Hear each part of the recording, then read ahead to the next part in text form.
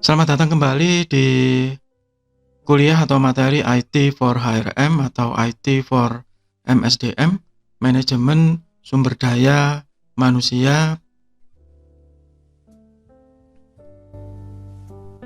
Kali ini kita ada di bab rekrutmen bagian kedua. Di bagian pertama kita membahas tentang rekrutmen secara umum dan implikasinya terhadap rekrutmen secara online, khususnya yang menggunakan internet. Kemarin sebelumnya kita sudah membahas tentang sumber-sumber rekrutmen. Bagi yang belum melihat video sebelumnya, bisa dicek video sebelumnya di dalam playlist.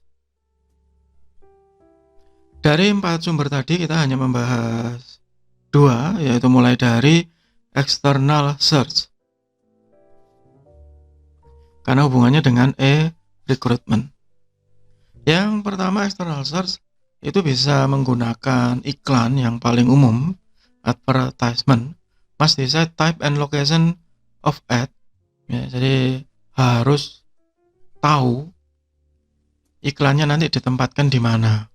Depending on job, decide whether to focus on job or on applicant job specification.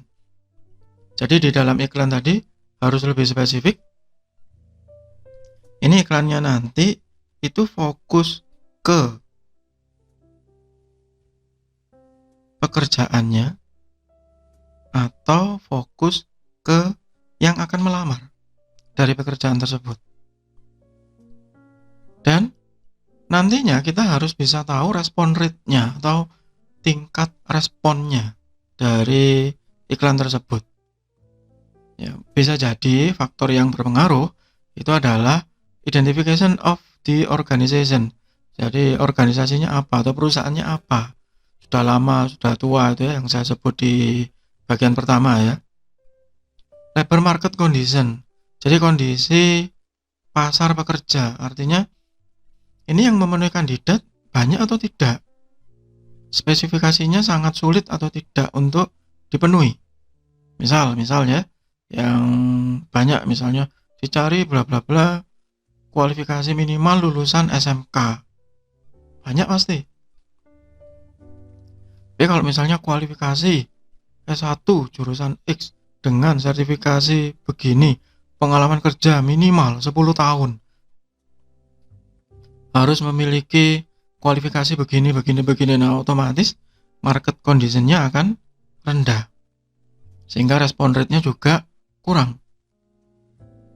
The degree to which specific requirement are listed, ya ini sama seperti yang sebelumnya ya, jadi derajatnya atau strata gitu.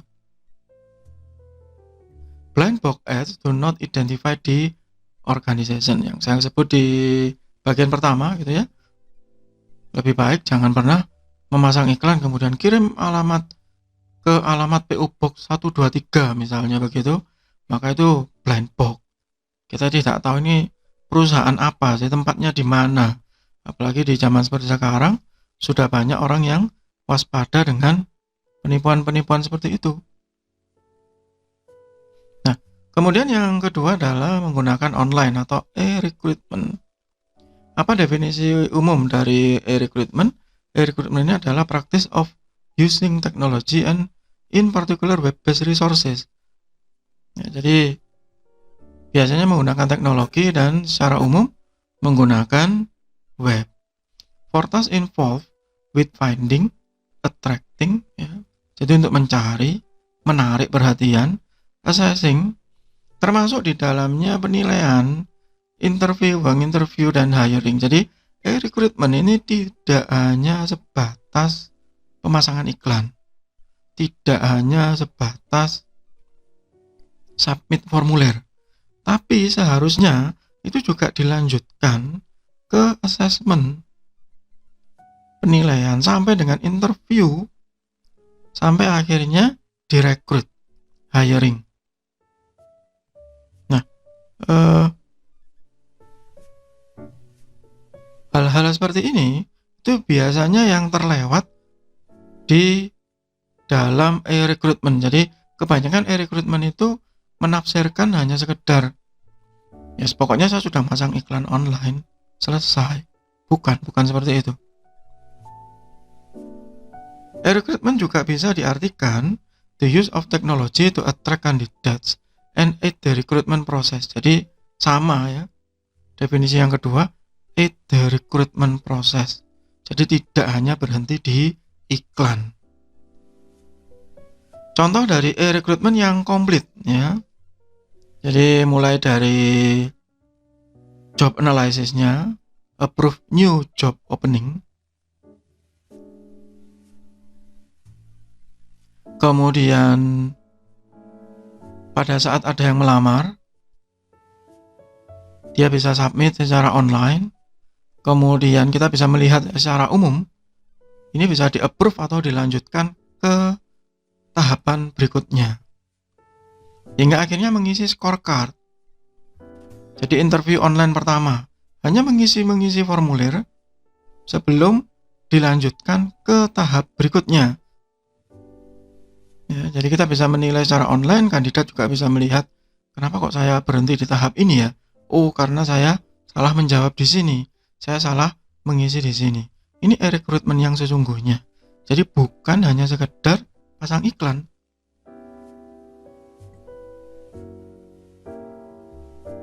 E-recruitment seharusnya bisa menarik banyak kandidat sehingga perusahaan tadi bisa melakukan seleksi dengan lebih nyaman ya, karena ada banyak yang bisa dipilih.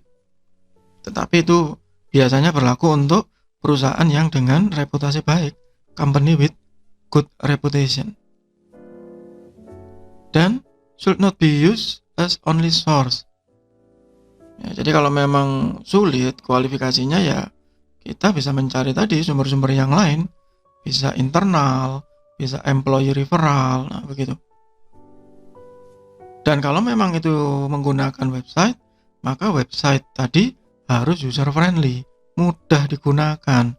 Kalau bahasa Jawanya nggak bulet begitu.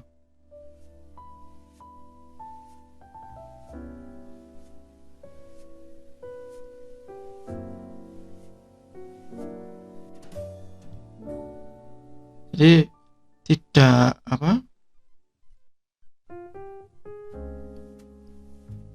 banyak upload segala macam gitu ya, isiannya lebih mudah.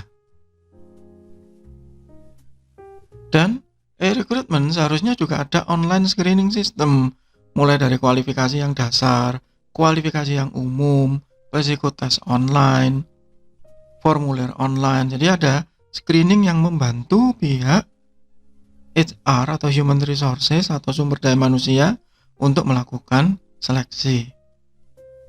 Provide adequate information about company and job. Nah, salah satu hal yang sulit adalah informasi yang komplit. Mulai dari jam kerja, penempatan, sampai dengan apa nanti yang akan dilakukan secara spesifik. Ya, ini yang masih sulit kita temui di lowongan-lowongan kerja, khususnya di Indonesia. Dan e-recruitment itu harus punya komitmen melindungi privasi dari data pelamar, protect privacy of data, jangan kemudian dimanfaatkan.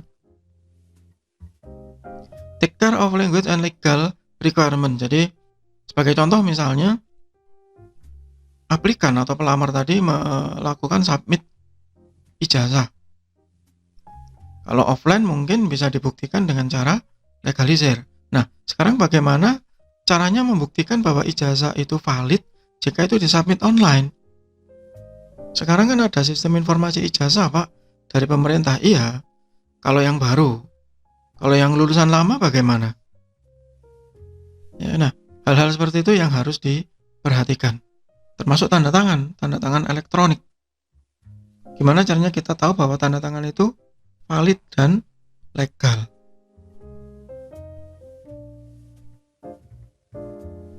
Ya, jadi harus konsisten dan jangan terlalu banyak sources, one entry level. Kalau misalnya tadi pasang iklan iya, employee referral iya, dan semuanya harus di-screening bareng-bareng, ya tetap harus pintu masuk yang sama. Meskipun itu dari koneksi karyawan di dalam, tetap melamar dari tempat yang sama. Better management of advertised vacancy. Iklankan di tempat yang sesuai. Di tempat yang sesuai dengan pekerjaan yang dicari oleh organisasi tersebut.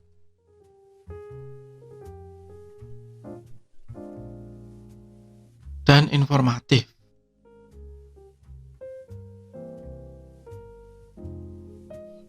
Ya, jadi langkah-langkah umumnya adalah create the job, submit vacancy to HR manager. Ya, jadi job analisisnya selesai, kemudian spesifikasi teknisnya juga selesai. Nanti biarkan pihak HRM yang mengurus. Kemudian jika sudah ada pelamar, kita kirim feedback, send koresponden, kemudian provide quality candidate care. Ya, kita screening satu persatu, search and maintain candidate pool, screeningnya dipersempit sampai akhirnya kita masuk ke tahapan seleksi, tes. Ya. Nah, contoh rekrutmen atau pemasangan iklan di rekrutmen yang umum ya. Kalau kita di Indonesia yang ya lumayan banyak digunakan adalah karir.com, kemudian JobDB, ya itu banyak sekali yang menggunakan itu. Yang lain masih banyak ya, saya pikir. Dan sekarang sudah bergeser iklan-iklan lowongan tadi ke sosial media. Tentu saja sosial media yang dianggap paling valid untuk proses rekrutmen adalah LinkedIn. Bagi yang belum bergabung dengan LinkedIn, terutama bagi Anda mahasiswa, silakan bergabung. Dapatkan semua keuntungannya di sana. Kemudian isikan data yang benar, yang valid, ya supaya karena di LinkedIn ini tidak hanya orang yang mencari kerja, tapi perusahaan yang mencari karyawan.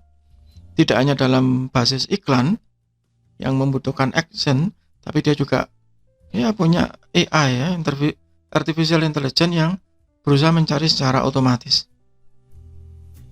Facebook, ya pasti banyak yang bertebaran di sana, termasuk di Twitter, khususnya untuk pekerjaan-pekerjaan.